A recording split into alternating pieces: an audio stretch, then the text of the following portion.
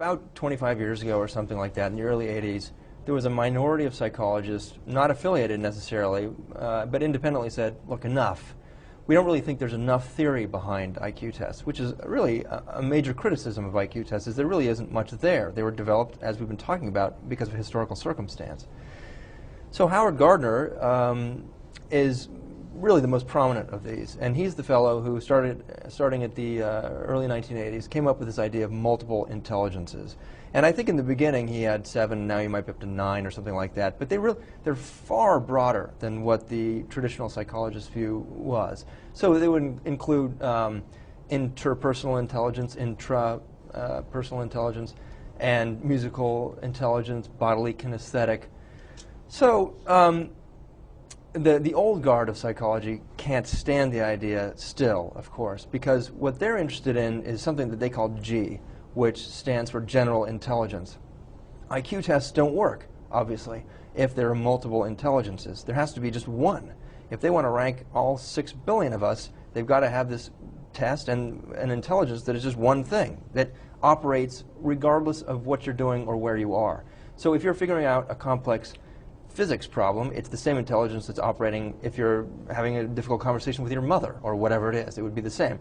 Gardner would say... I couldn't do either. You know, Gardner would say there are different kinds of intelligence, and you're good at some, maybe, and bad at others, that were far more varied.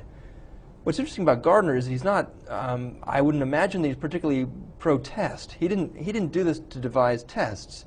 So, as we've been talking about this, a lot of what's going on is it's the institutions that use IQ tests and the SATs and stuff like that. So institutions haven't grabbed onto Howard Gardner's version of what intelligence is. How could they? The people who've grabbed onto Howard Gardner are the educators.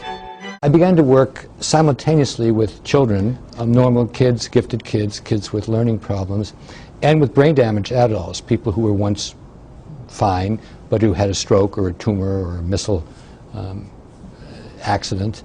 And the more I spent working with these two populations, and it was important that I was seeing kids every day and brain damaged patients every day, the more I became convinced that kind of in a gut level that it was much too simple to say smart, average, dumb, that people could be very good in one thing, average in a second thing, and not very good in a third. That's an intuition which I'm sure has been had by millions of people over the years. I think I then did two things which were important academically. Number one, I set up a series of criteria to essentially define what the human faculties were. And then I decided, and I don't never remembered how it happened, but it was important to call these intelligences. Mm-hmm. If I'd written a book called 7 or 8 or 9 Talents, mm-hmm. and said people can have different kinds of talents, everybody mm-hmm. would say, what else is new? Because we know they're musicians, they're athletes, they're chess players, and so on. Right. But it was the notion of saying there are 8 or 9 faculties. What we usually call smart is a conjunction of language and logic, but it doesn't say anything about spatial ability, about musical ability, about the capacity to solve problems using your hands or your body, about understanding other people, understanding yourself, being able to make distinctions in the natural world. Those are different faculties.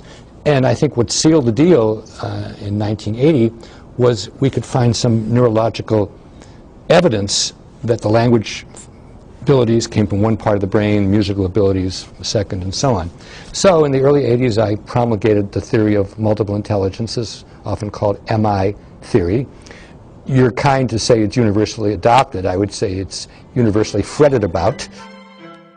This excerpt is brought to you by the Massachusetts School of Law, the leader of reform in legal education and a leader in multimedia education for the public. To view the full interview and for a full listing of MSL's programs, log on to mslaw.edu.